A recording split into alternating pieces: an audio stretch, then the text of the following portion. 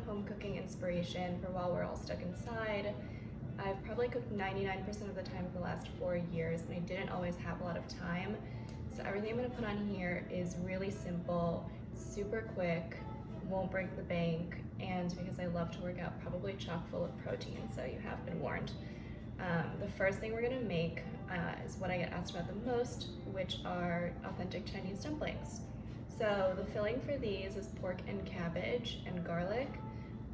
Once you learn how to make them, you can really sub in any other meat or vegetables you like. For example, if you don't eat pork, you could use ground chicken or beef. But this is just what I have the most and what I prefer. So for these, all you need is napa cabbage, also called a Chinese cabbage. You can find it anywhere. A bunch of scallions, literally 1.5 pounds of ground pork. And these are dumpling skins, so you can usually find them in the frozen section of any supermarket. So we're just gonna chop first and then mix everything together into this bowl. Okay, so you have everything in this bowl. I was just mixing it, but you don't wanna mix it too much to break down all the fat in the pork, just enough that everything is evenly constituted.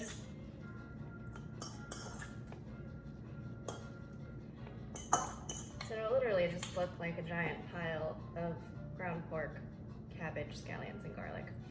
Sometimes I like to add ginger. That's just a personal preference. Okay, so I also have here a little bowl of water. This is for convenience, so when you are making the dumplings themselves, you're gonna put a little bit of water on your fingertips and you just run it along the rim of the circle of the skin. So that's how everything sticks together. Okay, so you're gonna spoon a little bit of filling onto each one.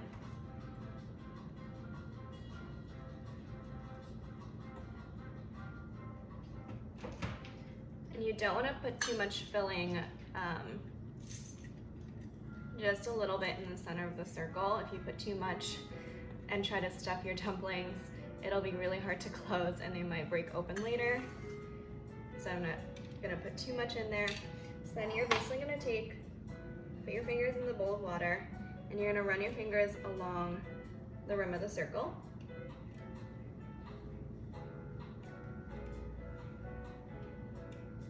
Okay. So to actually make the dumpling, you're going to press the top together and just pinch it together to make like this little half moon shape. And then you're gonna work from each side, from the outside in, index finger and thumb. You're basically just going to pinch and then fold the back part over.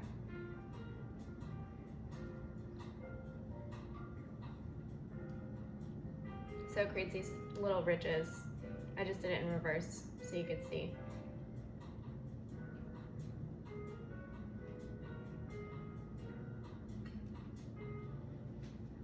So that's what this little one looks like. They're not always pretty.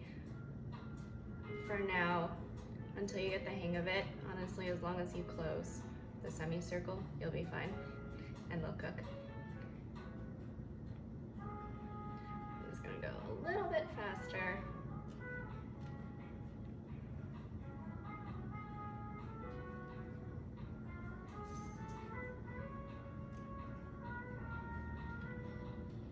Okay, and then each pack of dumpling skins has like 45 skins in it, so automatically this is already like a huge batch of dumplings. So we're just gonna make the rest of them.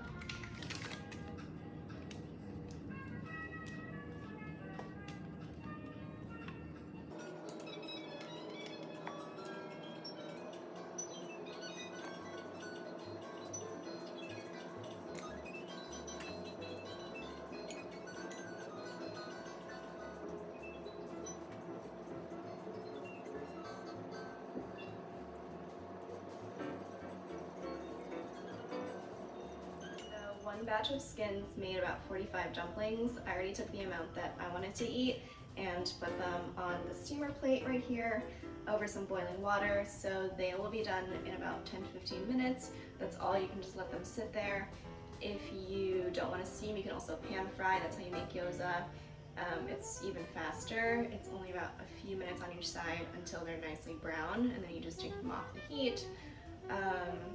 You can also boil them if you don't have a steamer plate, for example, but usually we prefer to steam because if you drop them in boiling water, sometimes the skins will fall apart. But these will be done in about 10 minutes. Okay, so here they are. They were even faster than expected.